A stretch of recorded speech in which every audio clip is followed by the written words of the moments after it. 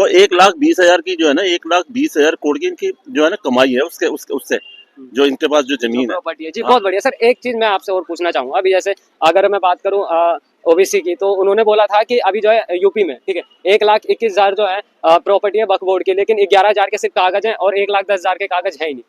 11,000 के, तो उस चीज को लेकर के क्या कहते हैं वो कहते हैं कि अगर जो मुसलमान अब नहीं जागेगा, अब नहीं उठेगा, तो आपको क्या लगता है इस तरीके से अगर वो बयान देते हैं अपना, तो दंगा होगा नहीं होगा? अरे दंगा क्या होगा, मेरे को बताइए। अगर ये कानून किस लिए आया, इसीलिए तो आया कि मतलब कि जो वक्फ बोर्ड की जो प्रॉपर्टीज है उसके कागज होने चाहिए। कागज है ही नहीं इनके पास। आधी से मतलब आधी क्या 90% के लिए कागज। और ये वो कह रहे हैं यूपी के अंदर क्या कह रहा है 1,21,000, मैं तो कह रहा हूँ ज्यादा प्रॉपर्टी है, 5-6 लाख से ऊपर प्रॉपर्टीज है वहां पर यूपी के अंदर।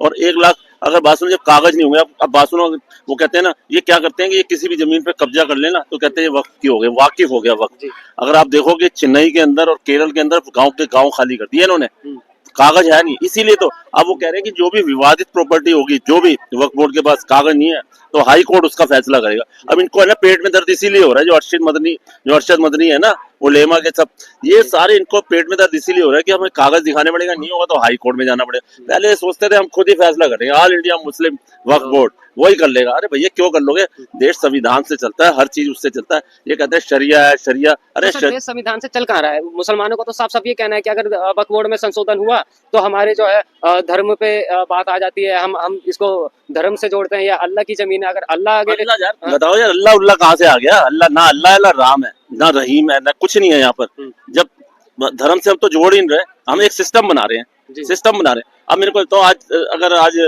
राम मंदिर है अयोध्या के अंदर, कुछ भी इतने बड़े बड़े मंदिर है, वो टैक्स तो दे रहे हैं ना। अगर आज अयोध्या के अंदर राम मंदिर देख लो, उसका भी 50 करोड़ टैक्स गया, पता है? तो ये भी तो टैक्स देना, ये टैक्स के दायरे में आने चाहिए। जब प्रॉपर्टी लेके बैठे हुए कुछ कर नहीं रहे, और जो जो मुस्लिम बच्चे हैं हमारे, जो भी हैं बहनें हैं कुछ किसी, और उसमें हम क्या करेंगे, रिप्रेजेंटेशन मांग रहे हैं भाई, 2 महिलाएं भी होनी चाहिए, ठीक है, और 2 नॉन मुस्लिम होने चाहिए।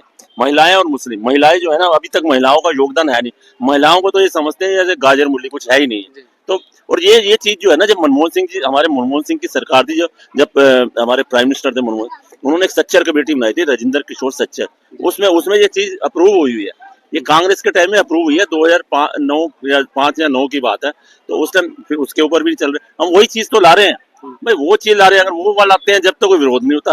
अगर आज की डेट में हमारी गवर्नमेंट ला रही है तो जब विरोध हो रहा है इसका, तो ये मेरे को समझ नहीं आ रहा कि ये तो वैसा बड़ा अच्छा है, देश के हित में अच्छा है। अगर शरिया के हिसाब से चलना, तो शरिया में तो ये भी लिखा भैया, जो भी मुस्लिम रेपिस्ट है या जो चोरी चकारी करता है, या उनको चौराहे पे खड़ा होकर वो कर रेपिस्ट को पत्थर मार के मार देना चाहिए, तो ये उसको इम्प्लीमेंट करते हैं। उसने तो कभी नहीं किया है। कोई चोर चकारी करता है या रेपिस्ट है, कुछ भी किसी तरह का अपराध करता है, तो उसको पब्लिकली जो है ना, उसको दंडित करना चाहिए पब्लिकली। तो ये कर रहे हैं, उसमें तो कर नहीं रहे, बस ये एक तरफा ये लेके बैठे हो भाई, ये संशोधन नहीं होना चाहिए।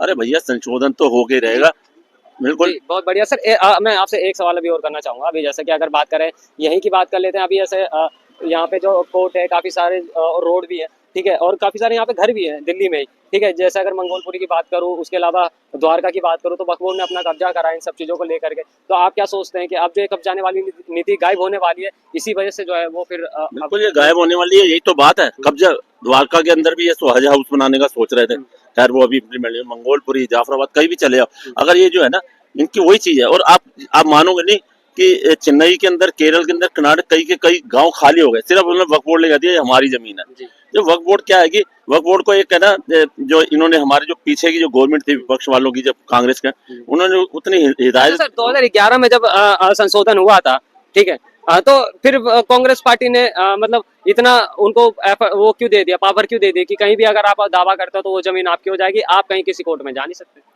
अरे बात सुनो, जब यही तो मेरे को कहता है कांग्रेस ने, अरे कांग्रेस वो तुष्टीकरण की राजनीति करते हैं ना, आप समझा करो। वो शुरू से जब से आई है कांग्रेस आई है, उन्होंने हमें तुष्टीकरण करा है। अगर मेरे को बताओ, आज कर्नाटका के अंदर आपको पता है 4% जो रिजर्वेशन है हमारे मुस्लिम भाइयों को दे दी है। वहाँ के कोई जो गवर्नमेंट कॉन्ट्रैक्ट लेते हैं ना, गवर्नमेंट का या सिविल का है किसी का, 4% जो है ना उसका रिजर्वेशन रख दिया। 4% जो है ना, जो 2 करोड़ तक का जो कॉन्ट्रैक्ट होगा ना, 2 करोड़ तक वो उनको मिलेगा। पहले बताओ, ये कहते हैं अल्पसंख्यक है, माइनॉरिटीज है, इनको देंगे। पहले बताओ कि माइनॉरिटीज में जहाँ 25-30 करोड़ रहते हैं इंडिया के अंदर, तो ये माइनॉरिटीज में है। हमारे सिख भाई माइनॉरिटीज में नहीं है, बौद्ध नहीं है, जैन नहीं है, पारसी नहीं है, वो भी तो माइनॉरिटीज में है, तो उन्हीं को क्यों दे रहा है? अब शिव कुमार, आज सवाल उठा विधानसभा में, इनको मैं कहते हैं हम जो है ना संविधान में है ना इसका संशोधन करेंगे, जो 4% का, क्योंकि ऐसा कोई है नहीं। जबकि बाबा अम्बेडकर का जो है ना कॉन्स्टिट्यूशन में साफ लिखा हुआ है कि हम जो है ना रिजर्वेशन जो आरक्षण मिलेगा ना वो जात मतलब किसी धर्म के बेस पे नहीं मिलेगा, वो मिलेगा जाति के बेस पे, जो कास्टिज्म के बेस पे, जो दलित है उनके बेसिस पे मिलेगा। ये थोड़ी किसी रिलीजन के बेस पे तुम दे दोगे अपनी घर का राज समझ। और यही बंदे जो है यही बंदे कॉन्स्टिट्यूशन लेके घूमते थे लोकसभा के इलेक्शन से पहले, राहुल गांधी जैसे। ये ना बीजेपी आएगी, ये छेड़छाड़ करेगी संविधान से, संविधान को बदल देगी। ये अब कह रहा है, अब शिवा कुमार जो है उसका डिप्टी चीफ मिनिस्टर जो है कर्नाटका में, वो कह रहा है जी हमने इसका जो है ना हम इसको है ना संविधान में बदलाव करेंगे, जो 4% रिजर्वेशन, क्योंकि वहां पर भी देखो अपोजिशन है, वो सवाल उठा रहे हैं। अब इनको कोई तकलीफ नहीं हो रही, पहले इनके पेट में दर्द हो रहा था। ये क्या क्या के इन्होंने ठीक है सीटें ले ली हैं। तो जो भी दुर्घटना हुई बहुत बुरा लगा मेरे को, और मेरी उस फैमिली के साथ जिसका जो बेटा गया ना, जो भी मेरे को मेरी उसकी है ना संवेदना उसके साथ है, क्योंकि उन्होंने उस बच्चे के 15 टुकड़े करके एक सीमेंट के घोल के अंदर ड्रम के अंदर मुस्कान रस्तोगी।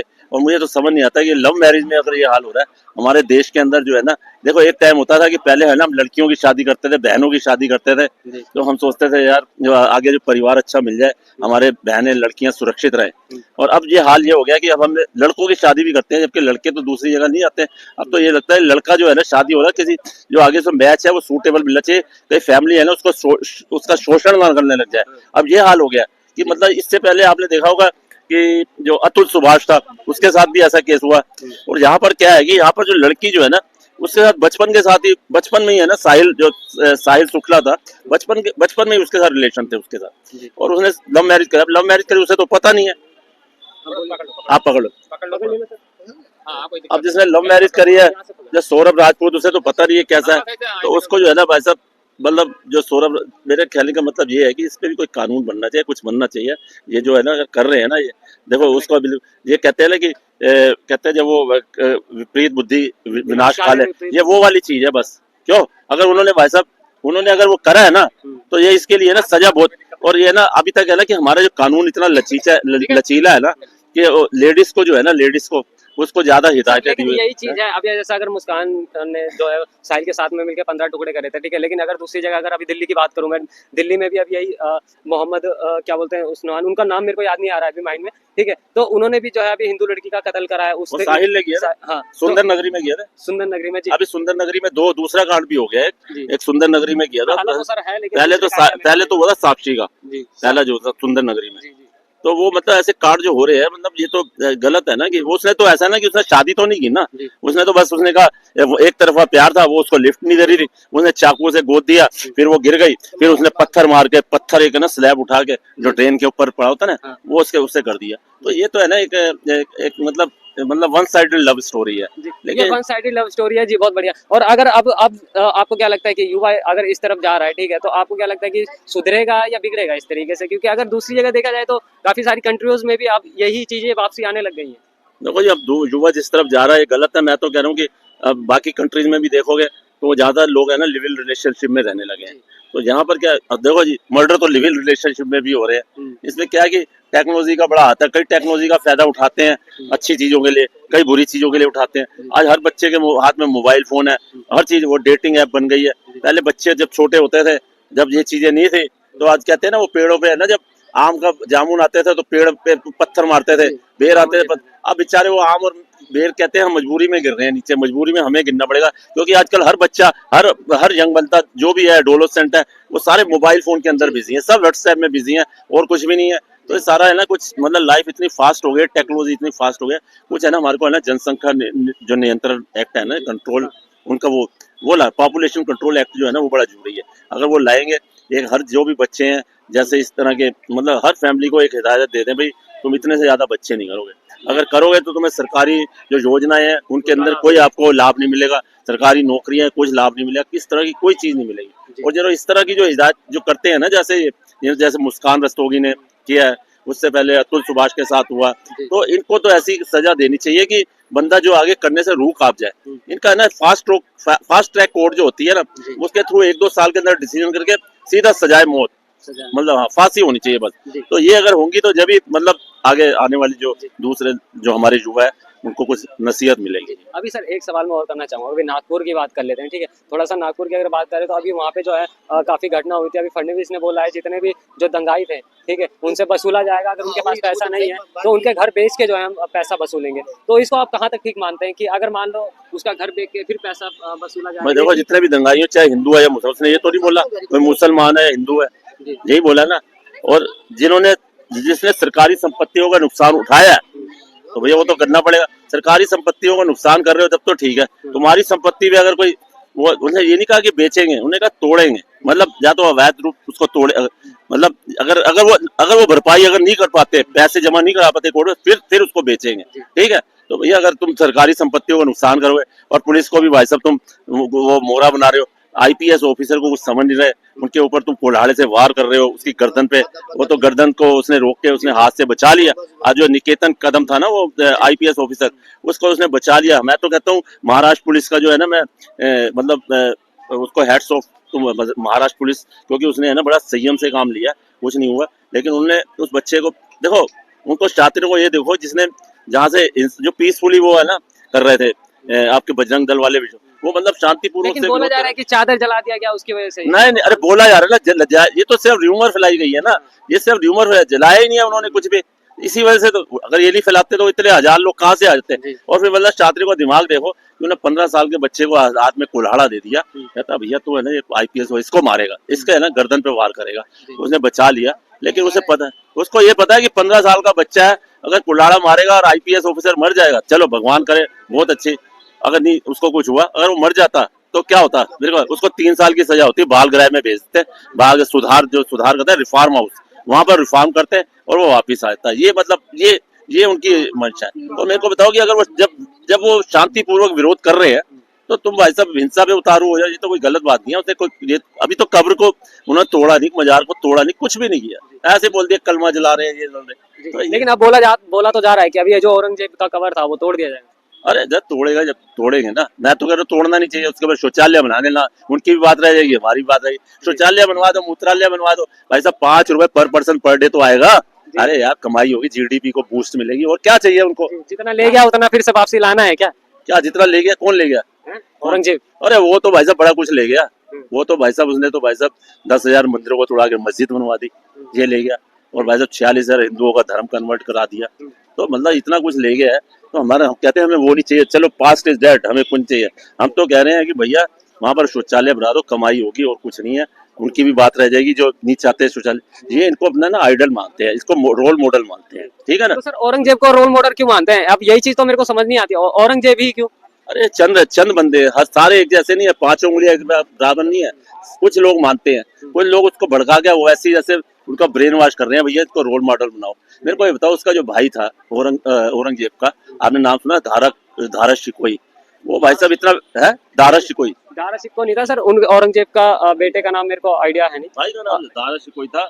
और भाई साहब उसको उसने औरंगजेब ने भाई साहब क्या नाम, उसको फांसी दे दी, मतलब 44 साल की एज में फांसी दे दी। उसका बाप शाहजहां था, शाहजहां को जेल में रखा, जेल की कोठरी में एक बस विंडो बनाई थी, वो उसको देखता था, ताजमहल को, भाई इतनी विंडो रखे, एक सुराही पानी की देता था। जो अपने बाप का सगा नहीं हो सका, जो अपने भाई का नहीं हो सका, तो यार क्या मतलब उसको क्यों रोल मॉडल माना जाए, क्यों मानते हैं, मुझे तो ये समझ है। मैं तो कह रहा हूँ दारा शिकोही जो है ना, उसका जो भाई है, उसको रोल मॉडल बनाना चाहिए। वो विद्वान था। ये एक्चुअली हमारे देश में एक ये बड़ी बड़ी परंपरा है कि जो लोग मरते हैं ना, जो इस तरह के जैसे, तो उनकी है ना, उनकी जो लाश जो बॉडी होती है ना, उनके अनुयायियों को दे देते हैं। अगर आपको पता है कि ओसामा बिन लैडेन को जब अमेरिका ने मारा था कराची में, पता नहीं कौन से जलालाबाद या उठावाबाद क्या था, तो वहां उसको समुद्र में बहा दिया उसने, ठीक है। तो अगर उसकी भी अगर वो लगा देता ना, उसके फैमिली को देता, तो उसकी भी कब्र पे है ना बाजार पे चादरें चढ़ी थी। अगर मकबूल भट्ट 1984 में उसको तिहाड़ जेल में फांसी हो गई, अफजल गुरु को फांसी हुई, कसाब को फांसी हुई, जो पाकिस्तानी जो था भावलपुर का रहने वाला, ठीक है।